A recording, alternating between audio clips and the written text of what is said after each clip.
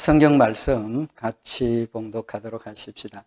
마태복음 9장 9절 말씀부터 11절 말씀까지 같이 봉독하도록 하십시다. 9절 말씀입니다. 예수께서 거기서 떠나 지나가시다가 마태라 하는 사람이 세관에 앉은 것을 보시고 이르시되 나를 쫓으라 하시니 일어나 쫓으니라. 예수께서 마태의 집에서 앉아 음식을 잡수실 때에 많은 세리와 죄인들이 와서 예수와 그 제자들과 함께 앉았더니 바리새인들이 보고 그 제자들에게 이르되 어찌하여 너희 선생은 세리와 죄인들과 함께 잡수시느냐. 아멘.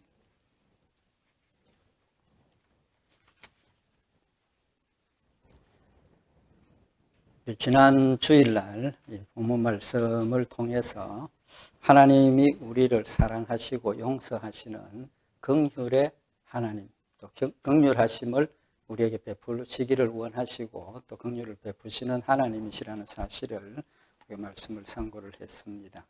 오늘은 이어서 예수님께서 제사를 원치 아니하노라 라고 하신 그 말씀의 의미를 상고를 하려고 합니다. 하나님 우리에게 또 이스라엘 백성들에게 제사를 원치 않는다라고 말씀을 하셨습니다. 그 의미가 뭐냐 하는 것을 우리 상고를 하도록 하십시다. 여기 제사를 원치 않는다라고 하신 말씀의 뜻, 결론부터 먼저 말씀을 드립니다.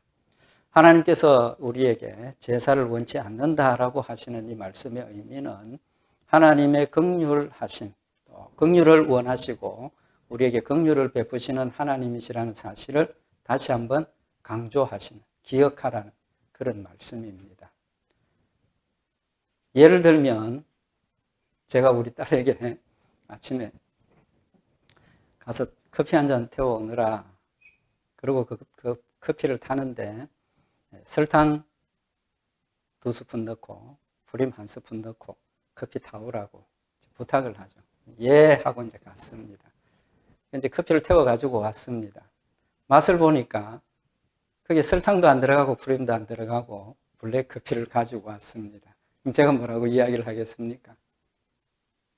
얘야, 이건 내가 원했던 커피가 아니지 않느냐. 앞으로 이런 커피는 타지 마라. 그렇게 이야기를 하겠죠. 하나님께서 이스라엘 백성들에게 제사를 원치 않는다라고 하신 이 말씀은 제사를 드리지 말라가 아닙니다. 제사를 드리지 말라가 아니라 그들이 하나님 앞에 드리는 제사가 하나님이 연락하시는 제사가 아니라는 거죠.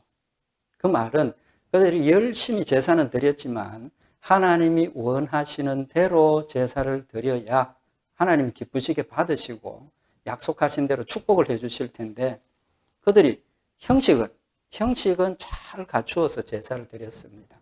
그래서 하나님께서 그들에게 하시는 말씀이 너희가 드리는 제사에 대해서 더 이상 할 말이 없다. 형식적인 거였어요. 그러나 그들이 하나님 앞에 드리는 제사가 진정으로 믿음으로 감사와 기쁨으로 헌신을 또 섬김을 약속하고 섬기는 제사가 아니었기 때문에 하나님께서는 더 이상 그런 제사는 드리지 말라는 겁니다.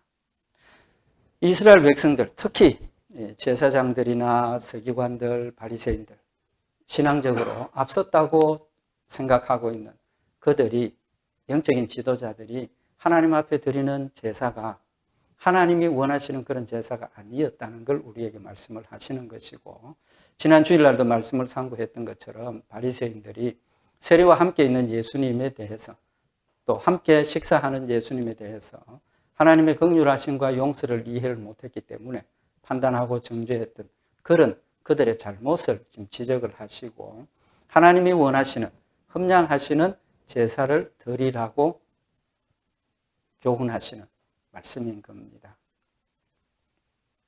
그래서 오늘 이 말씀을 통해서 우리가 하나님 앞에 연합되는 제사를 드리기 위해서 가져야 할 자세가 뭐냐? 우리가 하나님 연합하시는 제사를 드리기 위해서 마음가짐 가져야 될 게 뭡니까? 여러 가지 이유를 이야기를 할 수 있겠지만 핵심적인 이유가 지난 주일날 우리 말씀 상고했던 것처럼 긍휼을 원하시는, 그래서 우리에게 긍휼을 베푸시는, 사랑과 은혜의 하나님이라는 사실을 우리가 명심하지 않으면 우리도 이들처럼 외식에 빠지고 또 기쁨과 감사가 없는 형식적인 신앙생활을 할 수밖에 없다는 것을 말씀을 하시는 겁니다. 그래서 하나님이 원하시는 제사를, 받으시는 제사를 드리기 위해서 필수적인 것은 하나님이 긍휼을 원하시고 우리에게 은혜를 베푸셔서 용서하신 하나님이시라는 사실을 우리가 마음에 명심을 하면 우리가 힘을 다해서 하나님을 섬기는 그런 하나님이 받으시는 제사를 드릴 수 있다는 것, 우리에게 교훈을 하시는 말씀입니다. 구체적으로 그 의미를 좀 생각을 해보도록 하십시다. 예수님께서 제사를 원치 않는다. 그럼 이 제사는 무슨 의미입니까? 무엇입니까? 예수님께서 말씀하신 제사는 뭡니까? 하나님께서 율법에 이스라엘 백성들에게 요구하신 짐승을 잡아서 하나님 앞에 드리는 것, 제사죠. 그것만 의미를 하겠습니까? 아니죠. 하나님께서 우리에게 지금 제사를 원치 않는다. 예수님께서 이스라엘 백성들에게 제사를 원치 않는다라고 말씀하셨는데 그 제사의 의미는 그런 짐승을 잡아서 하나님 앞에 드리는 그런 제사만 의미하는 것이 아니라는 겁니다. 그러면 이 제사의 의미가 뭡니까? 이 제사의 의미는 로마서 12장 1절에 우리가 잘 알고 있는 것처럼 형제들아 내가 하나님의 모든 자비하심으로 너희를 권하노니 너희 몸을 하나님이 기뻐하시는 거룩한 산 제사로 드리라. 이는 너희의 드릴 영적 예배니라. 우리가 지금 하나님 앞에 예배 드리기 위해서 이 자리에 모였고 함께 믿음으로 하나님 앞에 예배를 드리고 있습니다. 하나님이 우리에게 원하시는 예배는 요 예배만 의미하는 것이 아니라 이건 기본이고 더 넓은 의미에 정확하게 우리에게 예배라고 하시는 의미는 우리의 삶 전부가 하나님 앞에 드려지는 예배고 우리의 삶 전부가 하나님 앞에 드려지는 제사라는 걸 지금 말씀을 하고 있는 겁니다. 그래서 우리가 하나님 앞에 드리는 제사, 우리가 하나님 앞에 드리는 예배, 주일날 모여서 수요일날 모여서 우리가 가정에 모여서 찬송 부르고 기도하고 말씀 상고하고 이것만 예배가 아니고 이것만 제사가 아니라 우리의 삶 전부가, 다시 말하면 우리가 하나님의 말씀을 순종하고 우리의 은행을 통해서 하나님을 영화롭게 하고 하나님을 섬기는 그 모두가 제사라는 의미를 우리에게 교훈을 하시는 겁니다. 그럼 제사는 하나님께서 제사를 드리라 그러셨는데 누구를 위해서 제사를 드리라 그랬습니까? 하나님을 위해서 제사 드립니까? 아니죠. 저도 사실은 목회하면서 가끔씩 그런 표현을 하게 되는데 우리 하나님께 예배 드리십시다. 또 하나님을 위해서 우리가 열심히 섬깁시다. 하나님 앞에 제사를 예배를 드립시다. 그건 맞습니다. 왜 그렇습니까? 예배의 대상이 하나님이시니까. 그런데 하나님을 위해서 예배를 드리고 하나님을 위해서 섬깁시다. 아닙니다. 잘못된 겁니다. 제사는 하나님께서 우리에게 드리라고 하시는 것은 하나님을 위해서 예배 드리라는 게 아닙니다. 하나님을 위해서 예배 드리라는 게 아닙니다. 하나님을 위해서 헌금하고 하나님을 위해서 우리가 청소하고 하나님을 위해서 전도하고 아닙니다. 아니에요. 누구를 위해서입니까? 나를 위해서 하는 겁니다. 나를 위해서 하는 겁니다. 욥기 41장 11절에 보면 누가 먼저 내게 주고 나로 갚게 하였느냐 온 천하에 있는 것이 다 내 것이니라. 누가 먼저 내게 주고 나로 갚게 하겠느냐. 우리가 하나님 앞에 섬겨드리고 하나님 앞에 드려지는 이 모든 것들이 내 것을 가지고 하나님 앞에 드리고 내 것을 가지고 하나님을 섬기면 하나님께서 내 걸 받으시고 그에 대한 대가로 축복해 주시고 채워주시는 것이 되는 거죠. 그렇지만 근본적으로 이 세상에 있는 모든 것들이 심지어 나 자체도 누가 만드셨습니까? 하나님이 만드셨습니다. 내가 예수 믿게 된 것도 하나님이 나를 택하셔서 예수 믿게 하셨기 때문에 내가 예수를 믿을 수 있는 겁니다. 그렇게 보면 우리가 가지고 있는 이 모든 것들이 심지어 우리가 가진 이 믿음조차도 하나님이 주신 것이고 하나님의 것입니다. 그런데 하나님께서 뭐가 필요해서 우리에게 드려라, 섬겨라, 수고해라, 주를 위해서 일해라. 그렇게 말씀하실 이유가 하나도 없는 겁니다. 하나님께서 우리에게 믿음을 주시고 우리로 하나님을 섬기게 하시는 것은 나를 위해서입니다. 나를 위해서입니다. 우리가 전번에 사르밧 과부의 경우를 말씀을 상고를 했는데 사르밧 과부를 택하신 목적이 누구를 위한 겁니까? 물론 그 결과가 하나님의 일을 돕는 것이 되었지만 근본적인 것은 사르밧 과부의 어려움을 해결해 주시기 위해서 하나님께서 그에게 축복을 베푸신 겁니다. 목회를 하면서 가끔 그런 경우를 보는데 신앙생활을 이제 부부가 같이 합니다. 남자들이 신앙이 좀 연약할 때가 많죠. 그럼 남자들이 아내를 협박하는 그 중에 하나가 뭡니까? 당신 이거 안 들어주면 나 교회 안 갈 거야. 누굴 위해서 신앙생활을 하는데? 아내는 남편이 더 신앙생활 열심히 잘해서 하나님 축복받기를 원해서 가자고 건면하고 또 뭐 부탁하고 그러는 것이지 아내가 잘 되기 위해서 하는 거 아니지 않습니까? 우리가 신앙생활 하는 것은 하나님께서 우리에게 신앙생활 하라고 하시는 것은 나를 위해서 하라고 하시는 겁니다. 하나님을 위해서도 아니고 가족을 위해서도 아니고 남편을 위해서도 아니고 아내를 위해서도 아니고 나를 위해서입니다. 나를 위해서. 우리가 철저하게 기억해야 될 것은 신앙생활은 철저하게 이기적인 겁니다. 철저하게 이기적인 겁니다. 내가 하고 내가 섬기고 내가 순종한 것 근본적으로 나한테 오는 것이지 다른 데 가는 것도 없습니다. 그렇지만 중요한 게 뭐냐 하면 하나님께서 천하를 만드신 그 원리가 혼자 살도록 하신 게 아니기 때문입니다. 늘 말씀을 드리지만 우주 만물이 어떤 한 존재가 독립적으로 역할을 하고 독립적으로 되어지는 것 아무것도 없습니다. 다 연결이 되어 있습니다. 다 연결이 되어 있습니다. 그러니까 하나님께서 나한테 축복을 주시면 그 축복이 나한테만 머물러 있는 것이 아니라 내 아내, 내 자녀들, 내 부모들, 내 형제, 친척, 친구, 옆집, 이웃집 전부에게 전파되도록 함께 나누도록 하셨기 때문에 나를 위해서 하신다는 그 의미를 우리가 정확하게 깨닫지 못하게 되는 겁니다. 정확하게 우리가 기억해야 할 것은 제사는 나를 위한 겁니다. 나를 위한 것. 하나님을 섬김도 나를 위한 것입니다. 하나님께서 자신들을 위해서 섬기라고 하셨는데 바리새인들, 서기관들, 제사장들이 외식하게 된 이유가 뭡니까?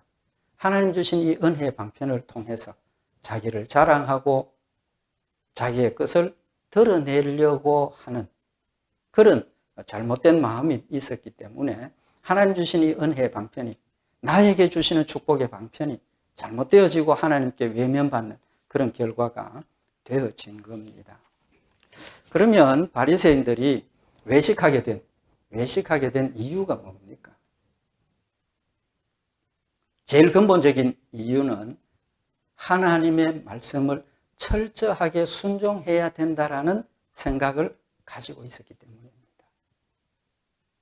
만약에 그들의 마음속에 하나님의 말씀을 철저하게 지켜야 된다는 그런 마음가짐이 없었으면 외식할 필요가 있습니까? 없습니까? 외식할 필요가 없죠. 내가 하나님 앞에 열심히 하나님이 명령하신 것을 철저하게 지켜야 된다는 그런 의무감과 그런 열심이 있으니까 지키지 못하니까 어떻게 합니까?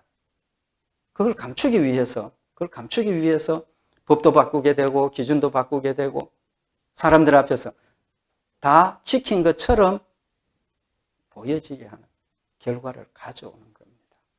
그래서 누가복음 11장에 보면 예수님께서 바리새인들 책망하시면서 하신 말씀이 뭐냐 하면 화이 있을진저 너희 바리새인이여 너희가 박하와 운향과 모든 채소의 11조를 드리되 공의와 하나님께 대한 사랑은 버리는도다. 그러나 이것도 행하고 저것도 버리지 아니하여야 하리라. 바리새인들의 잘못을 지금 지적을 하시는데 하나님 앞에 드린 11조, 하나님 앞에 드린 그런 모든 그런 것들은 인정을 하시는 겁니다.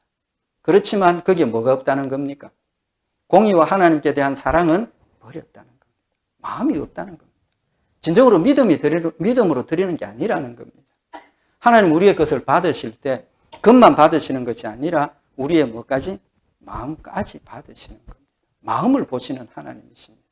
좀 극단적인 이야기가 될는지 모르지만 마음이 온전하면 형식이 좀 부족해도 하나님 어떻게 하십니까? 받으십니다. 받으세요. 왜? 우리의 마음을 아시기 때문에.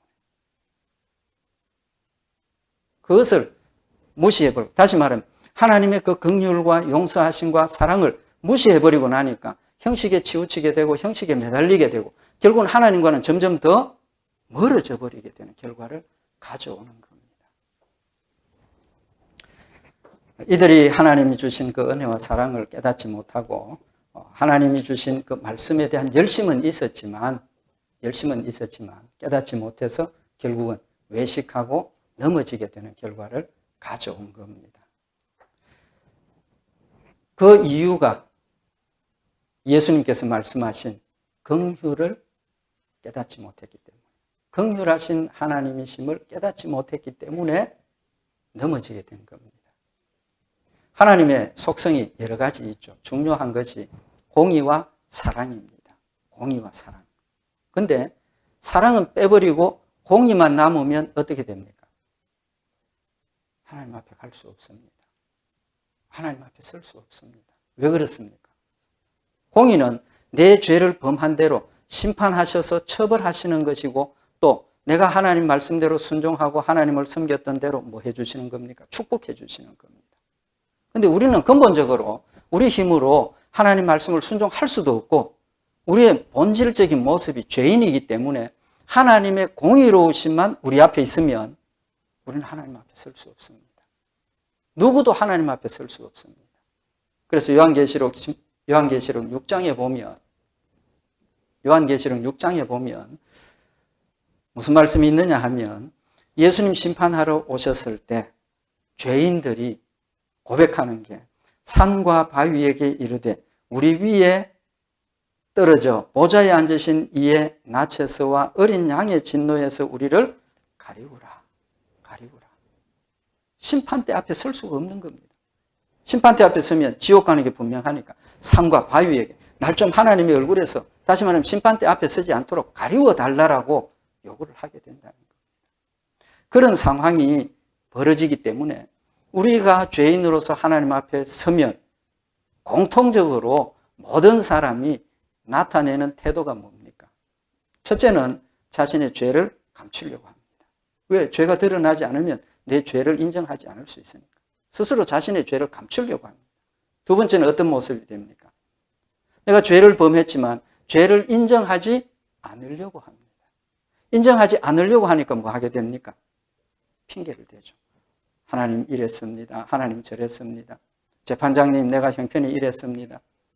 어떤 이유를 대서든지 자신의 죄를 인정하지 않으려고 노력하게 되는 거죠. 공의로우신 하나님만 생각을 하기 때문에 용서의 하나님을 깨닫지 못했기 때문에 결국은 어디로 갑니까? 핑계하게 되고 가리우게 되고 다른 방법을 찾게 되는 그런 결과가 되어지죠. 결과가 뭡니까? 용서 못 받는 겁니다. 왜? 내 죄를 인정하지 않았기 때문에, 내 죄를 인정하지 못하기 때문에 하나님 앞에 내어놓고 회개하고 용서받을 길이 없는 겁니다. 두 번째로 외식하게 되는 이유는 뭐냐 하면 하나님보다 누구 눈을 더 의식합니까? 사람들 눈을 더 의식을 합니다. 하나님 눈에 안 보이니까.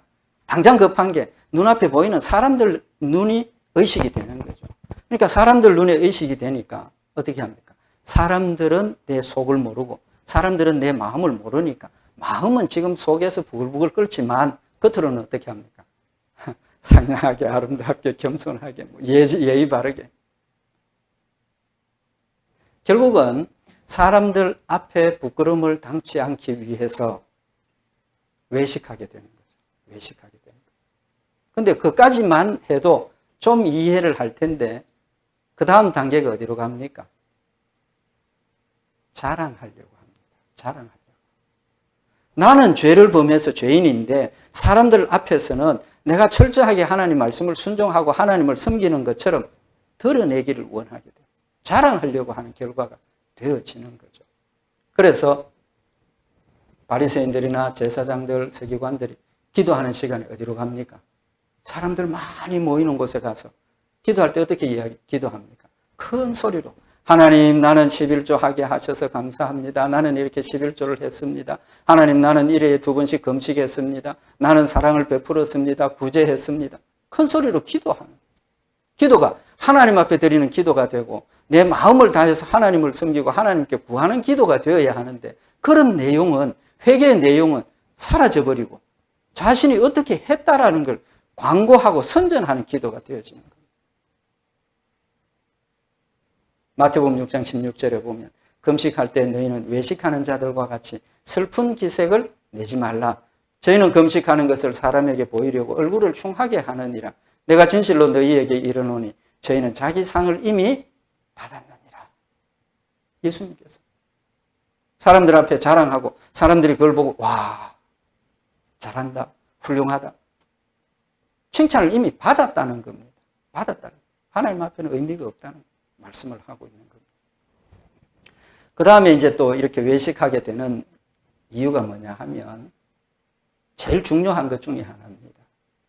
내 힘으로 내 노력으로 하나님 주신 말씀을 완벽하게 순종할 수 있다라고 생각하고 있는 겁니다. 내가 하나님 주신 명령을 내 힘으로 내 능력으로 다 순종할 수 있다라고 생각을 하니까 순종 못한 게 어떻게 됩니까? 내 책임으로 돌아오죠. 내 책임으로 돌아옵니다. 그러니까 어떻게 합니까?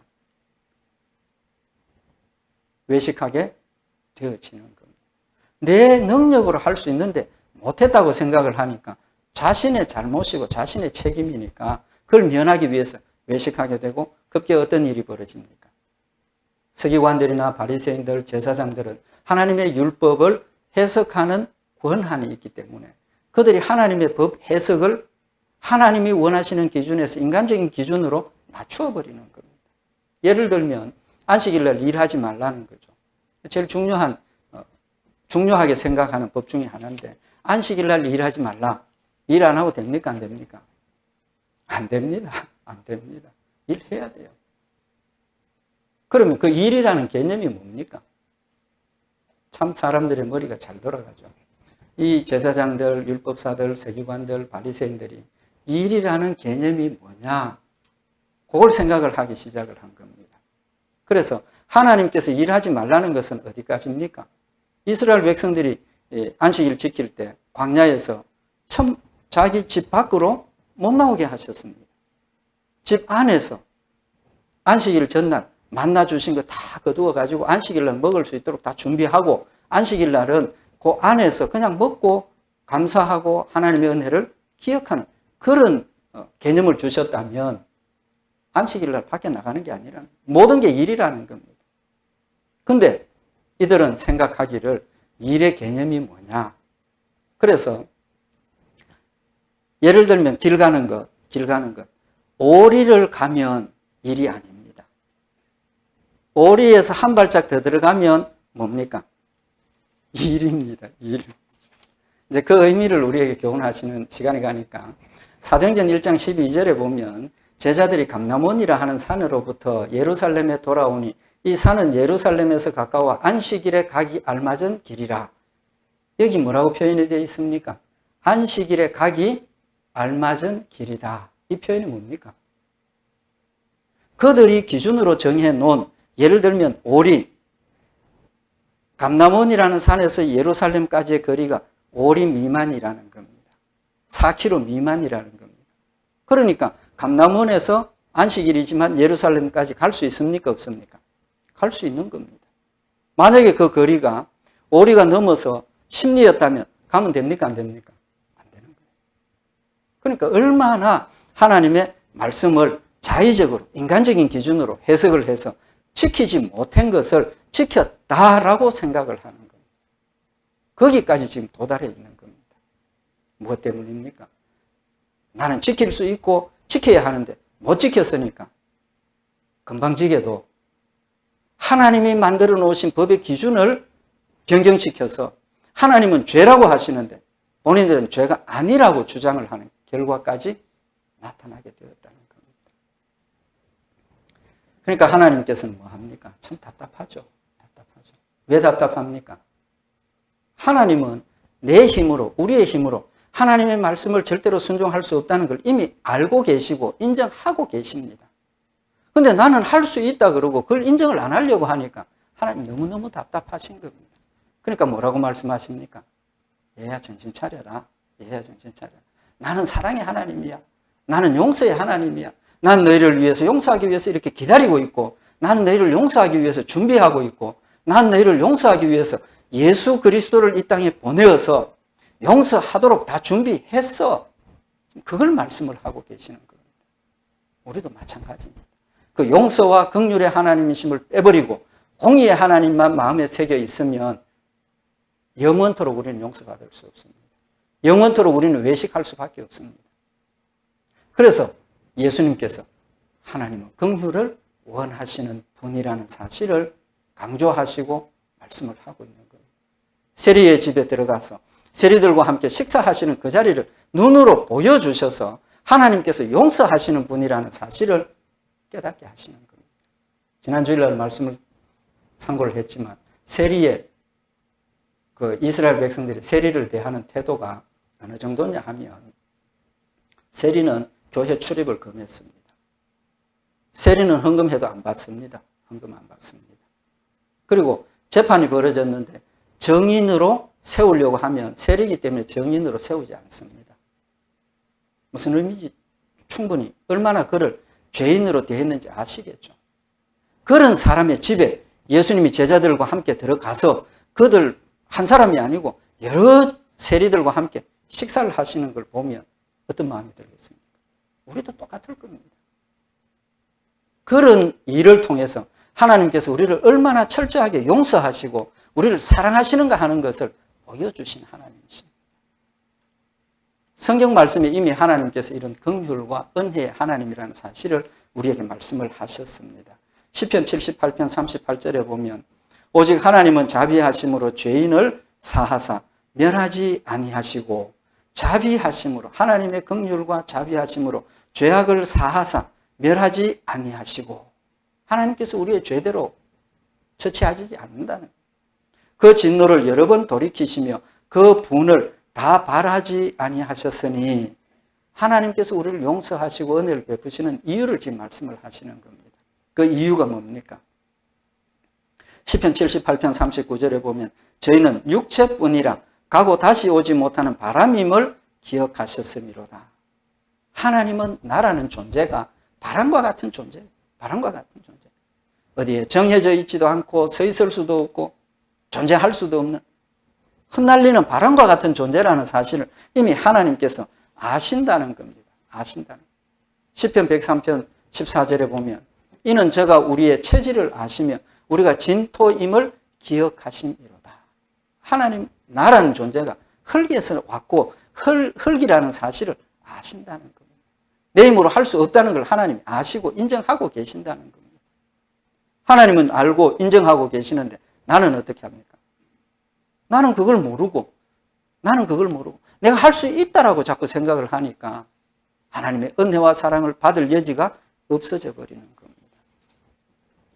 스가랴서에 보면 스가랴가 하나님 앞에 섰을 때 사탄이 와서 고소를 하죠. 하나님 저는 죄인입니다. 하나님의 대답이 뭡니까? 스가랴서 3장 2절을 보면 여호와께서 사단에게 이르시되 사단아 여호와가 너를 책망하노라. 예루살렘을 택한 여호와가 너를 책망하노라. 이는 불에서 꺼낸 거슬린 나무가 아니냐. 하나님께서 스가랴를 보시는 모습이 불에서 꺼낸 거슬린 나무라고. 생나무, 온전한 나무가 아니고 불에 거슬린 연약하게 짝이 없는 그런 나무라는 거예요. 우리의 죄인임을 아시고 인정하고 계신다는 거죠. 그래서 하나님께서 자기 앞에 선자들에게 명하사 그 더러운 옷을 벗기라 하시고 또 여호수아에게 이르시되 내가 네 죄가를 죄하여 버렸으니 네게 아름다운 옷을 입히리라 하시기로 내가 말하되 정한 관을 그 머리에 씌우소서 하매 곧 정한 관을 그 머리에 씌우며 옷을 입히고 여호와의 사자 곁에 섰더라. 하나님께서 그를 용서하시고 하나님 우편에 세우시는 모습을 보여주셔서 하나님 우리가 죄인임을 우리의 힘으로 할 수 없음을 인정하고 계신다는 사실을 지금 우리에게 말씀을 하고 있는 겁니다. 뿐만 아니라 하나님께서 율법을 주실 때 무슨 법을 주셨습니까? 제사의 법을 주셨죠. 제사의 법을 주신 것 중에 제일 중요한 게 뭡니까? 속죄의 제사입니다. 속죄의 제사. 만약에 하나님께서 율법을 주실 때 우리가 그것을 다 지킬 수 있다라고 생각을 하셨으면 속죄의 제사를 주실 필요가 있습니까? 없습니까? 없지 않습니까? 왜? 내 힘으로 할 수 있으니까. 그렇지만 하나님께서 우리에게 율법을 주셨을 때 우리 힘으로 지킬 수 없다는 것을 아시는 하나님이시기 때문에 만약에 용서받을 길이 없으면 어떻게 됩니까? 한 사람도 구원받지 못합니다. 한 사람도 하나님의 은혜와 축복의 자리에 들어갈 수 없습니다.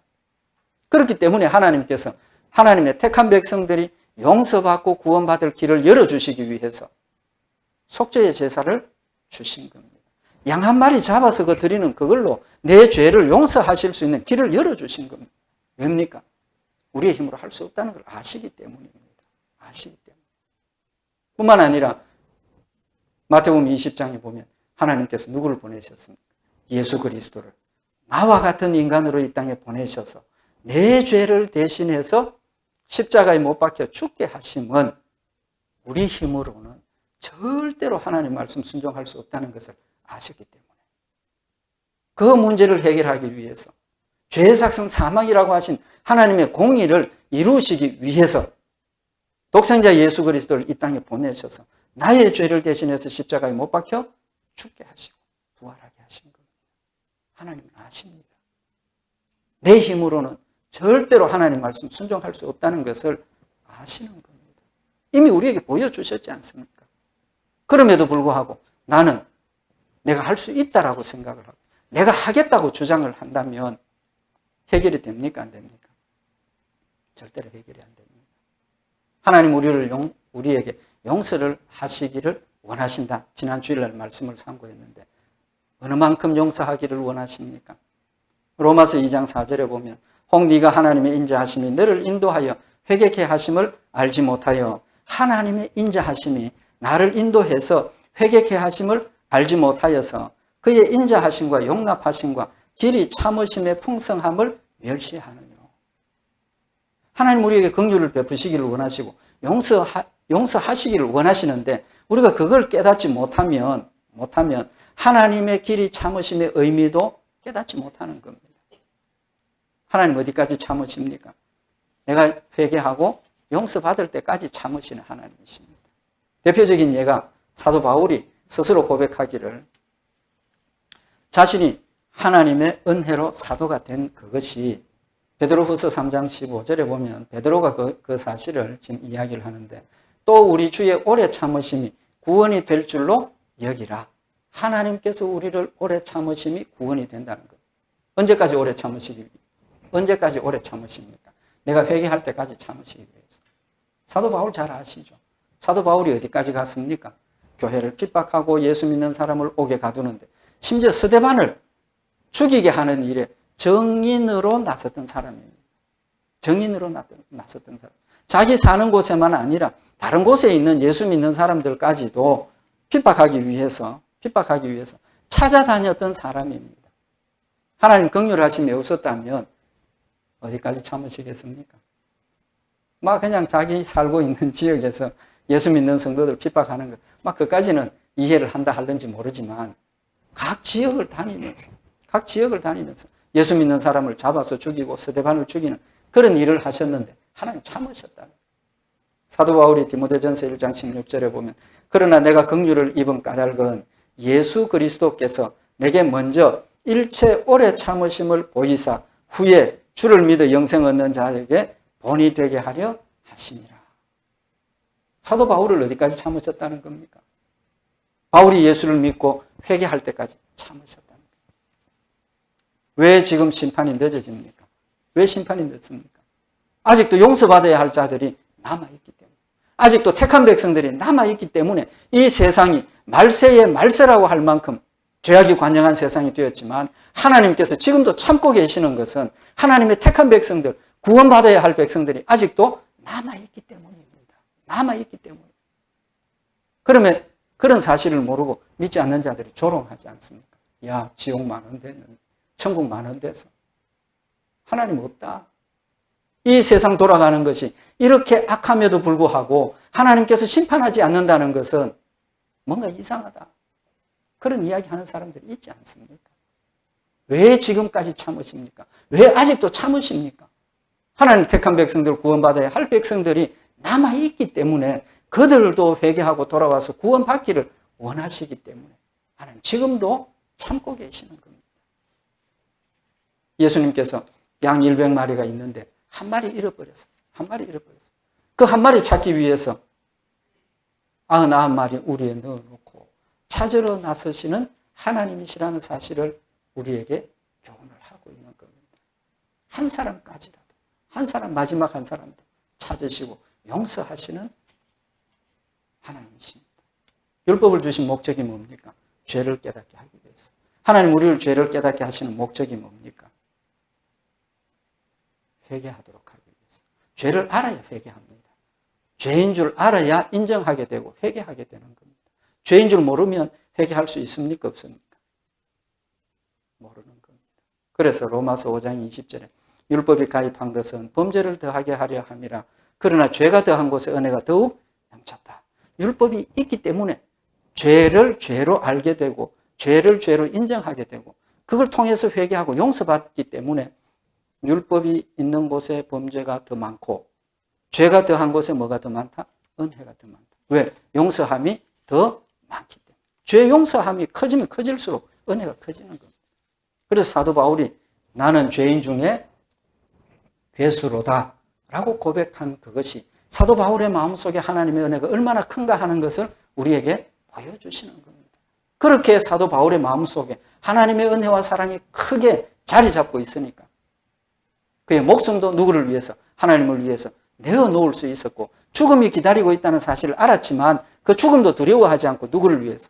하나님 주신 사명을 감당하기 위해서 찾아 올라가는 그런 아름다운 모습을 우리에게 교훈을 하고 있는 겁니다. 우리는 긍휼하신 하나님을 아는 것이 우리 신앙생활의 핵심입니다. 하나님의 긍휼을 깨달으면 깨달을수록 우리의 마음에 기쁨이 넘치고 감사가 넘치고 힘을 다해서 자원해서 하나님을 섬기게 되는 그런 열매가 있다는 사실을 우리에게 교훈을 하시는 겁니다. 그래서 사도행전 3장 19절에 보면 우리가 이스라엘 백성들이 죄를 깨닫고 우리가 어떻게 해야 되겠느냐? 그럴 때 대답이 너희가 회개하고 돌이켜 너희 죄 없이 함을 받으라. 이같이 하면 유쾌하게 되는 날이 주 앞으로부터 이를 것이라. 내 죄를 깨닫고 네 죄를 어떻게 해야 되겠느냐 할 때 하나님 용서하심을 깨닫고 회개하라.